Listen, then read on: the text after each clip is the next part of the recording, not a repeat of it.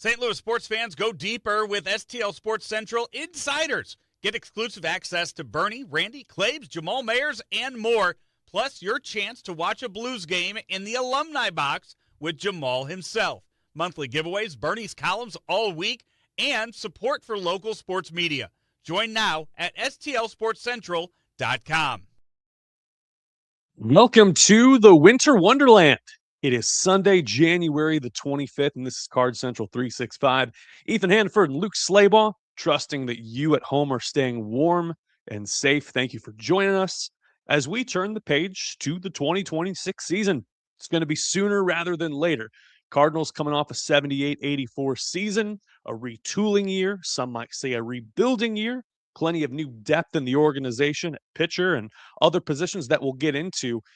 However, the subject today, Ethan, is who was on the roster last year who's going to turn it around in 2026? Who is going to stake a claim in the long-term future of the Cardinals? We have a few candidates here that are coming off of mediocre 2025s who we believe have the tools to turn it around.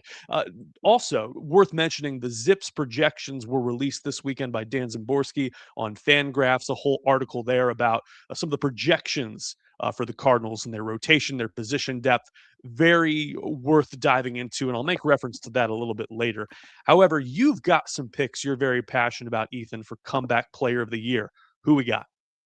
Yeah, first off, I just got to say MVP of the chat today, Samuel, for just some of these comments. First off, we do hope that Chase Davis gets a pretty girlfriend for more confidence, because more confidence matters, and having a pretty girlfriend. It's an important part. Moneyball reference for those that don't know. Someone already asked about Zach Thompson as well, to which you answered he is a free agent.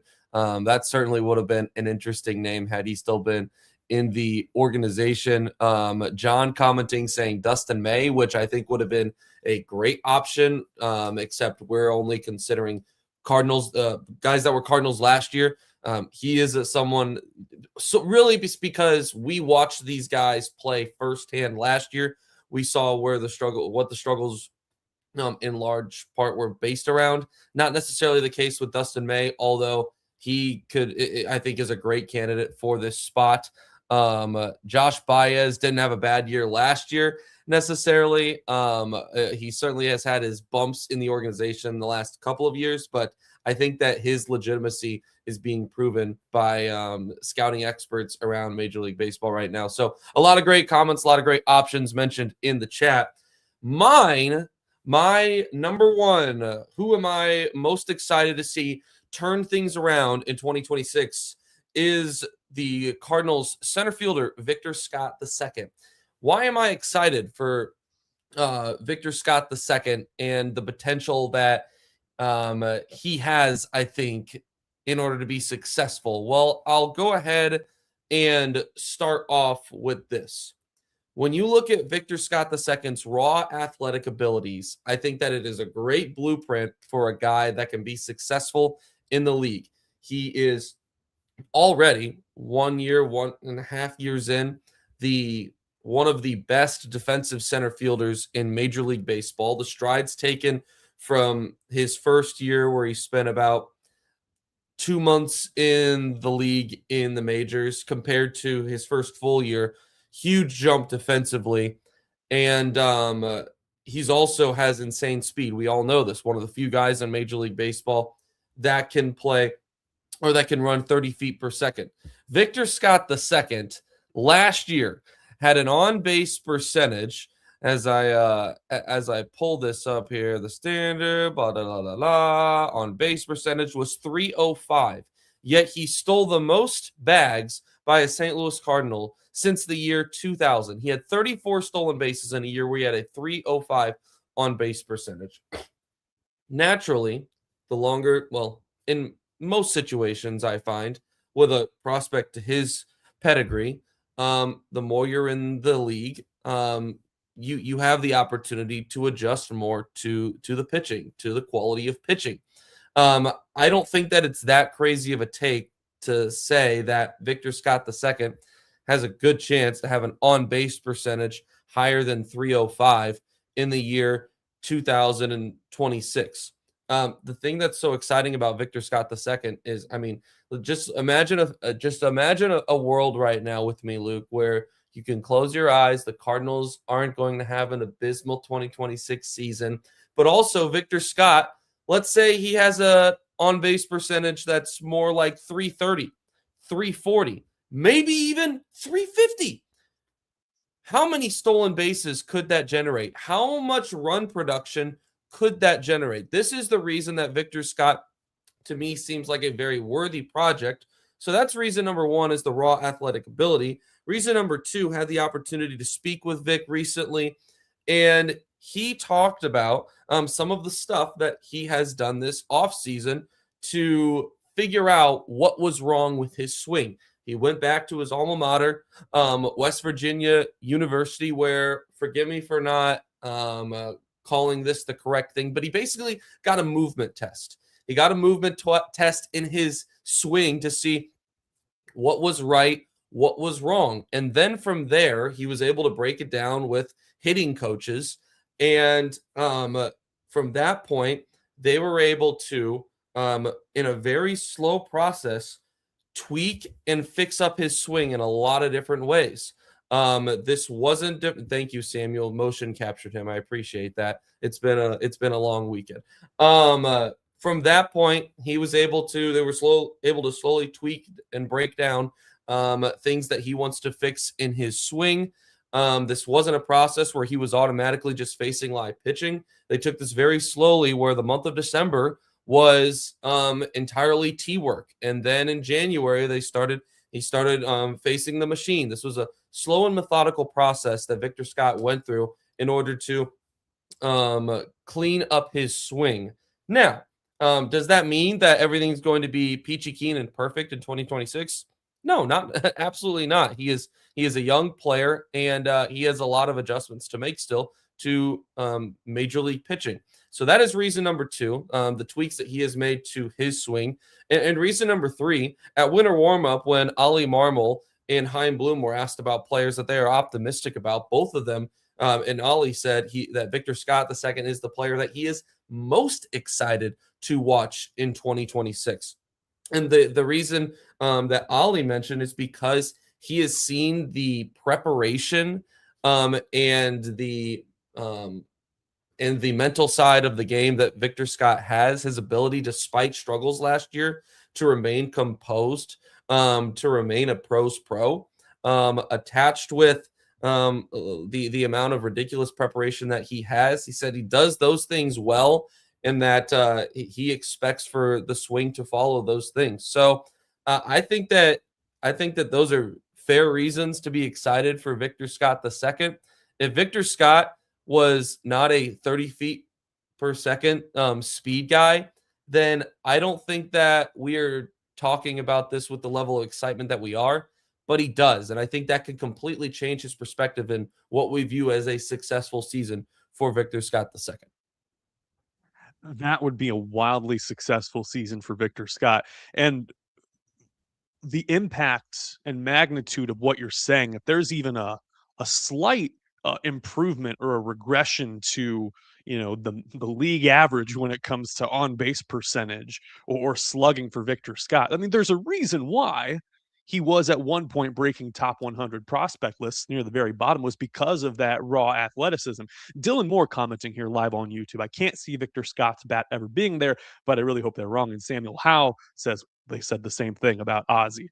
Not a one-to-one comparison by any means. However, when you take a look at just a guy who's going to be 25 on February 12th, who's got years ahead of him, the projection systems blatantly disagree with what you just said, Ethan, or at least your narrative about Victor Scott. So this would be a radical shift towards the positive.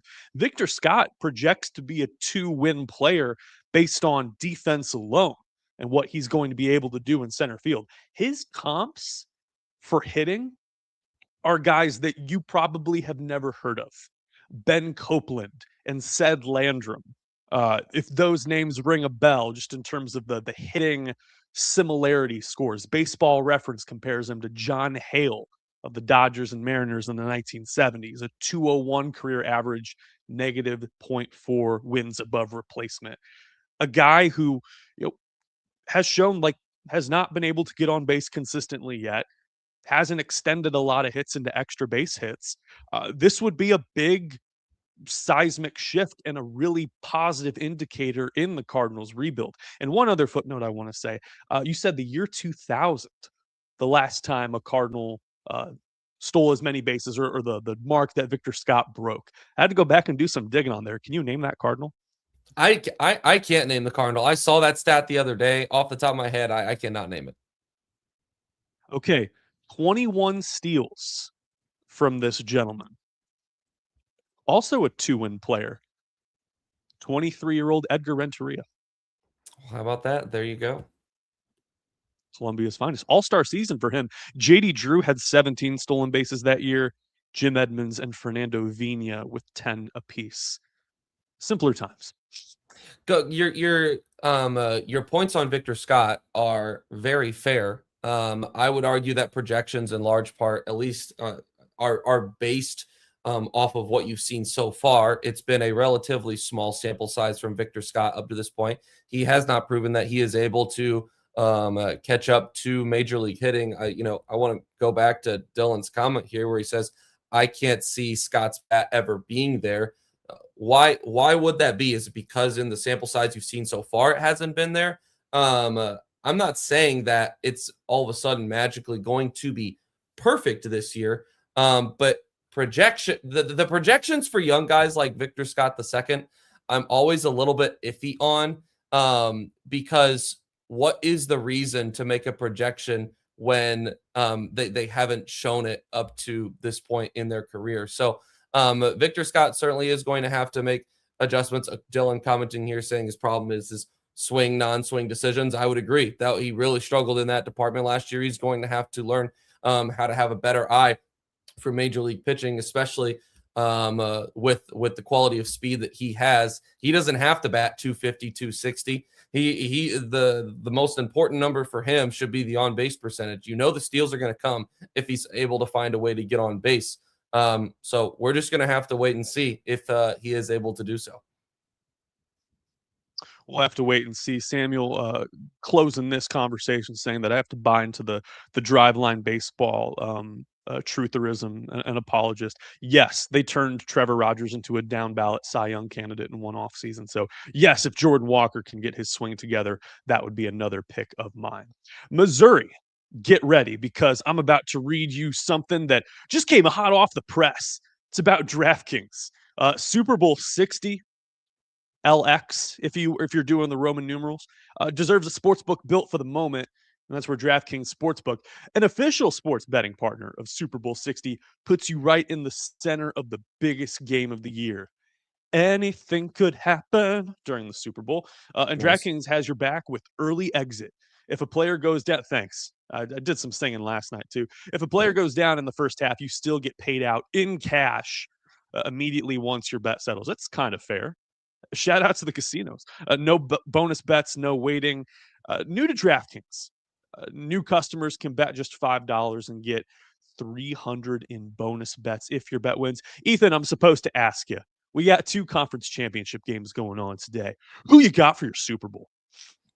Oh boy. Well, this is such a hard decision. Not because the Patriots and the Broncos. I think the favorite in that one is pretty clear. We just don't know enough about Jarrett Stidham. So I'm going to go ahead, or maybe we know too much about Jarrett Stidham. Maybe that's the problem. I would go ahead and say I'm hoping that it's Patriots Seahawks, because I would hate for the Rams to get back in to the Super Bowl. Yeah, so I'm going to lean Patriots Seahawks. Sam Darnold has surprised me with his postseason play. Put those ghosts behind him from 2024. So let's see if those end up being correct. Pats Seahawks. Slinging Sammy D and the Seahawks against Mike Vrabel's Patriots. I'm in on that too. Don't want to knock a retroactive St. Louis Rams legend, Matt Stafford. Download the DraftKings Sportsbook app now and use code STL Sports. That's code STLSPORTS to turn $5 into 300 in bonus bets if your bet wins. In partnership with DraftKings, the crown is yours. Joe Rod, take it away. Gambling problem? Call 1-800-GAMBLER. 21 plus. Physically present in Missouri. Eligibility restrictions apply. Bet must win to receive bonus bets, which expire in 7 days. Additional terms at dkng.co/audio. Limited time offer. I can smell the enthusiasm from here. All right, we have to talk about the Cardinals pitching staff. Again, a retooling year, and the projection system right now has the Cardinals, Zips has the Cardinals being a middling 500 team. Chaim Bloom, president of baseball operations, went out of his way to get some pitching depth in Hunter Dobbins, Dick Fitz, Dustin May, Ryan Stanek, all okay arms with the potential to show some upside, also have the potential to be very disastrous. Still average, nothing at the MLB level blowing you away. And I think part of the projections are based off of them playing a full season in a Cardinal uniform. If Dustin May breaks out, if Brendan Donovan commands a huge trade deadline sum, if Lars Nootbaar commands a large trade deadline sum that the Cardinals can't turn down, could expect there to be fewer wins in the second half of the season, such is the life of a seller. And so a lot of these projections from Zips have the Cardinals in the mid to high fours in ERA. There's some guys that could regress to the mean, be better than they were in 2025. And Ethan, I'll let you take it away. Who on the pitching staff has caught your eye? Someone that intrigues me is Andre Pallante. And, a little bit of an opposite reasoning for Andre Pallante, because Pallante, unlike Victor Scott, has shown that he can do it at the major league level before. 2024 was an extremely strong year for the young starting pitcher. If you go back and look at his numbers in 2024, he had a 3.78 ERA and 121 innings thrown. It was, and 20 of those were starts, so not all of them were. Not every single one was a start for him earlier in the year using the bullpen. But when you look at what he did in 2024 and where he was so strong, he was able to rely on his fastball. His fastball run value was through the roof, the 93rd percentile in baseball. And he was able to generate weak contact, a lot of ground balls. We know that when he's at his best, it is a lot of soft ground ball contact. He was in the 98th percentile in barrel rate and ground ball percentage in 2024, 84th percentile in average exit velocity. 2025, things certainly changed. They changed for the worst. Still was allowing a lot of ground balls. The barrel rate was still well above league average, but the average exit velo dropped off to league average. And when a guy like Andre Pallante, who relies on producing soft contact, has a dip off in that category, but is still allowing still allowing that level of contact.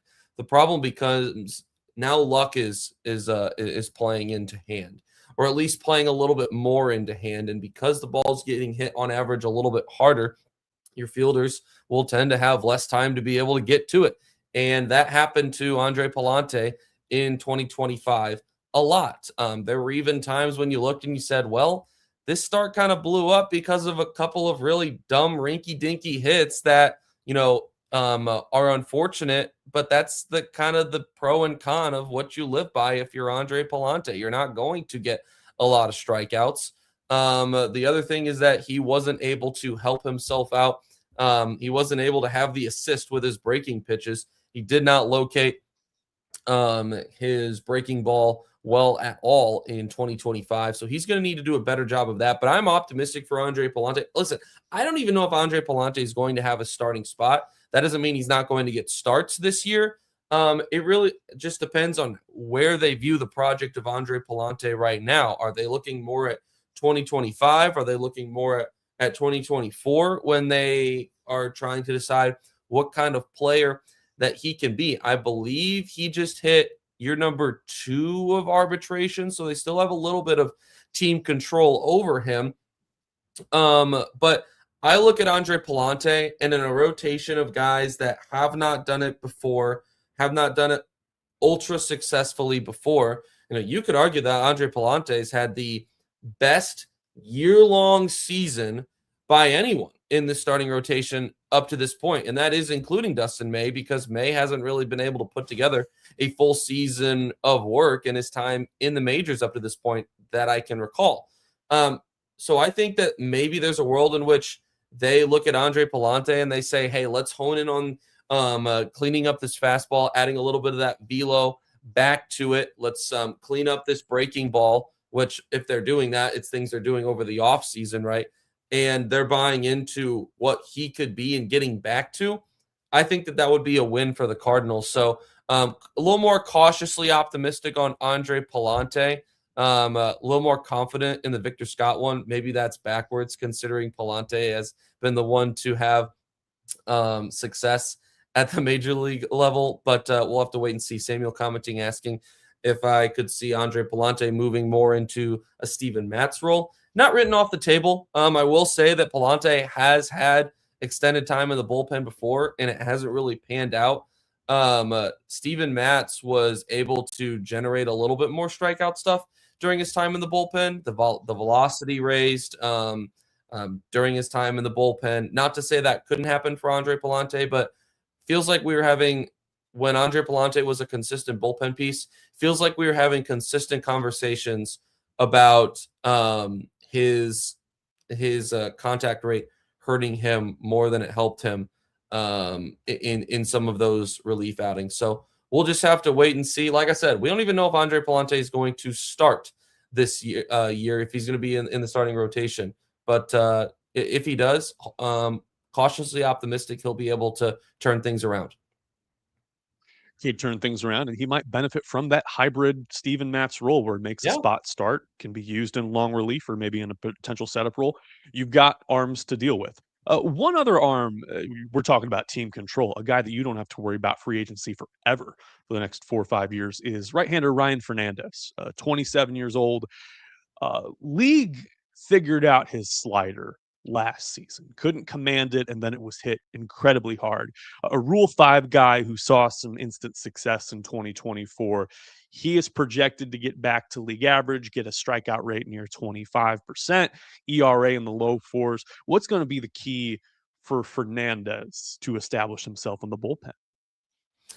Yeah, that's a good question. I mean, we've seen Ryan Fernandez also do it at this level and do it pretty effectively. The fastball velocity dropped off for Ryan Fernandez last year, so he's going to need to be able to find that pitch again.